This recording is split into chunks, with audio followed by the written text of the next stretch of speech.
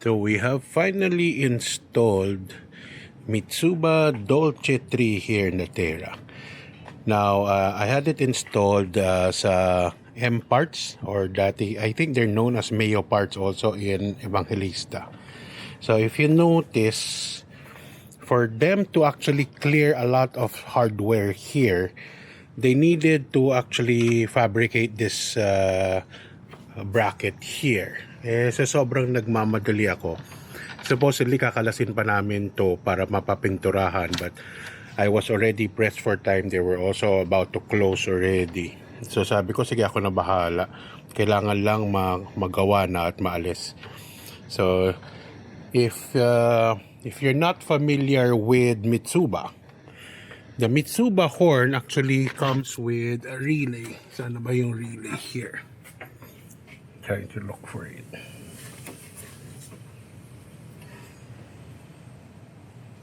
Tinago namin here. Here it comes with this relay. Yeah.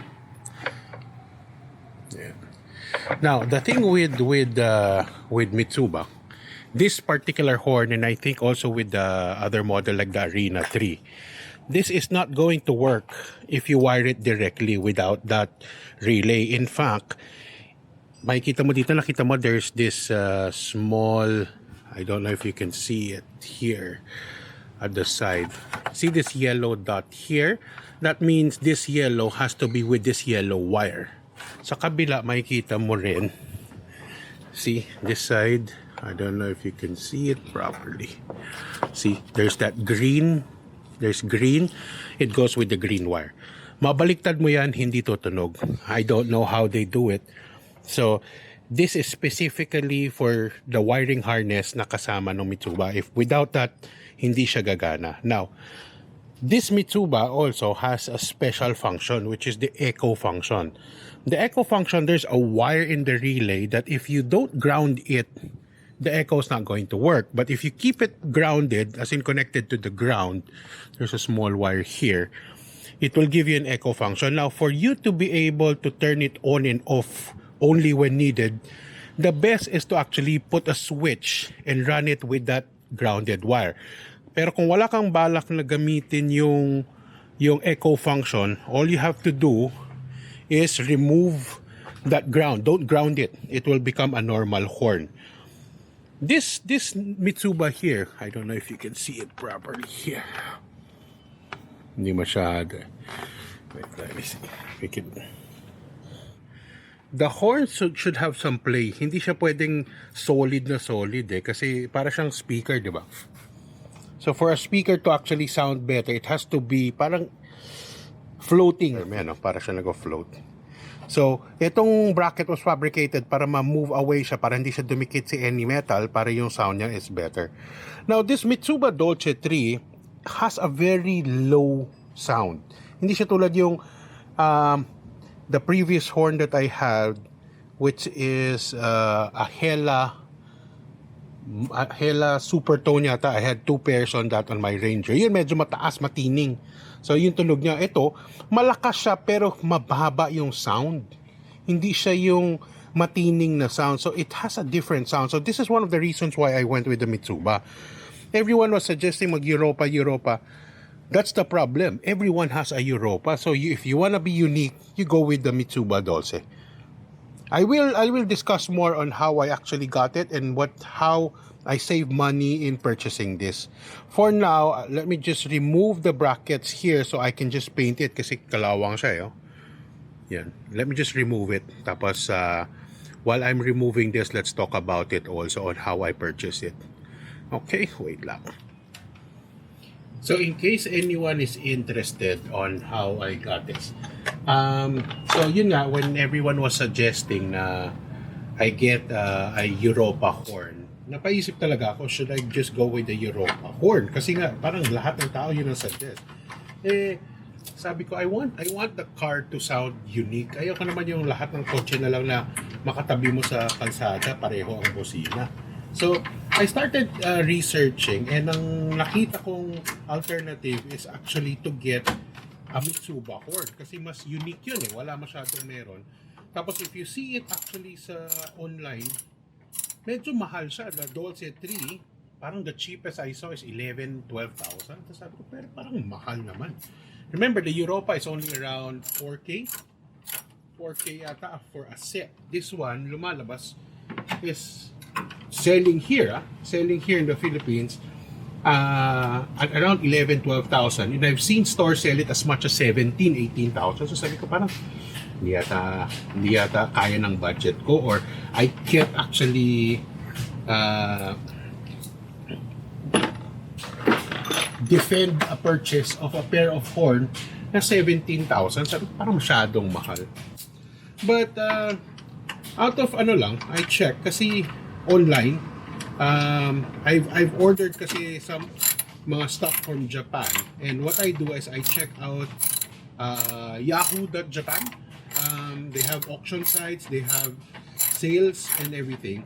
Doon ko nakita na lalabas, if I was going to order this in Japan, it will come out to 7.5, parang nasa ganun lang. If that's the direct conversion to yen, I'll try to post the actual amount. Now, my problem is how do I get it here to Manila? 'Di ba? Syempre, o-orderin ko sa Japan, hindi naman ako pupunta ng Japan pa. No? But I know this is also regularly available sa mga auto stores, mga accessory stores sa Japan. So, but I saw it in an online store. So, ang ginawa ko, I got in touch with someone who actually we use as a service when we need something in Japan, to purchase something in Japan and then bring it here.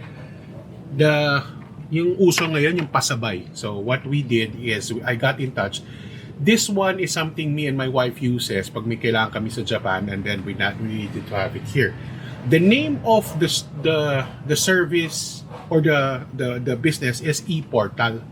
I'll put the link in Instagram so you can get in touch with them. So sila na magsasabi sa iyo na how much is their conversion rate ng Japan yen to peso, and then how much is their service fee.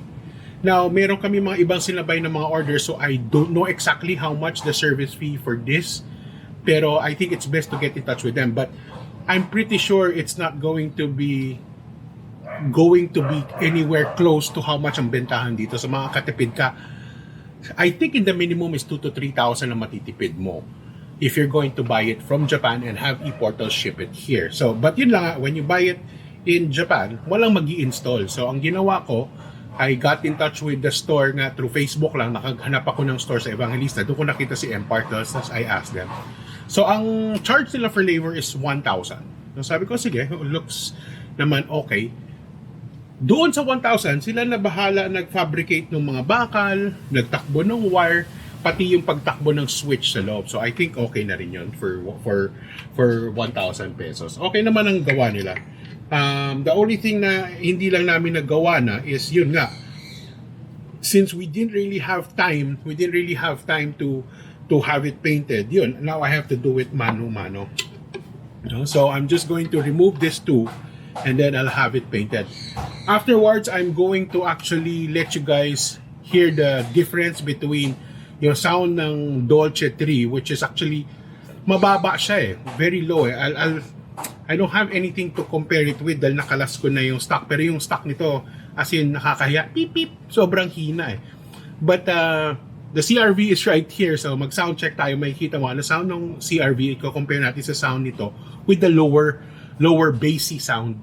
Tapos anong sound niya with an echo. Nung narinig ng wife ko yung may echo, sabi niya, sure ka ba legal yan? Baka mapaaway tayo. Because it does sound like a train. No? So, let me just paint this, and then pag-assemble natin, let's do a sound check again. Okay, bye! So, this is a sound check for the Mitsuba Dolce 3 on the Nissan Terra. So, the first one will be the regular, and then I'll flick the switch with the echo function, so you'll notice the difference.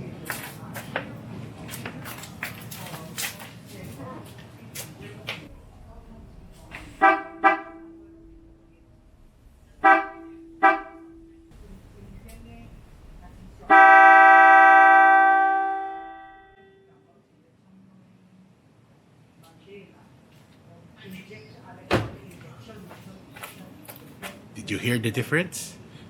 Grabe, no? Now, for comparison, yun nga yung sinasabi ko na it's the frequency of this horn is much deeper. It's a bassy. Now, let's compare it to yung mga stock horn of the Honda. Okay, this is the CRV. So you can see the difference. You can hear the difference. Higher pitch, most of the horn, the super tones, they're usually in the higher pitch. Tapos, yung iba nagbabalance with a little bit of lower. So yung high-low. Ito means is low and lower. Kaya nga yung sound niya medyo parang train talaga. Especially when you put on the echo function, parang may train na dadating. Now, I'm still deciding because I might have an extra pair of Mitsuba na smaller. If I should combine them two para merong high, may low, or leave it as is na. I'm really liking the sound. It's very unique, not compared to the other mga, what you call this, yung Europa, which is almost everyone has already. Even the Hella Supertones, which I had before, okay naman siya, but I want something very unique and there's less people who has the Mitsuba, na especially the Dolce. Kasi pati yung sa mga surplus, marami yung mga Arena, the other smaller horns ng Mitsuba, marami sa mga surplus. But with this one particular, I've seen the Dolce 2 on the surplus stores. But as far as Dolce 3, your only option is to buy it brand new. So if you want to actually save some money, check out mga online stores in Japan and then visit eportal and then have them import it for you. It's going to be a lot cheaper. Guaranteed save ka 20 to 30%. Okay guys, thank you. Till the next vlog. Bye.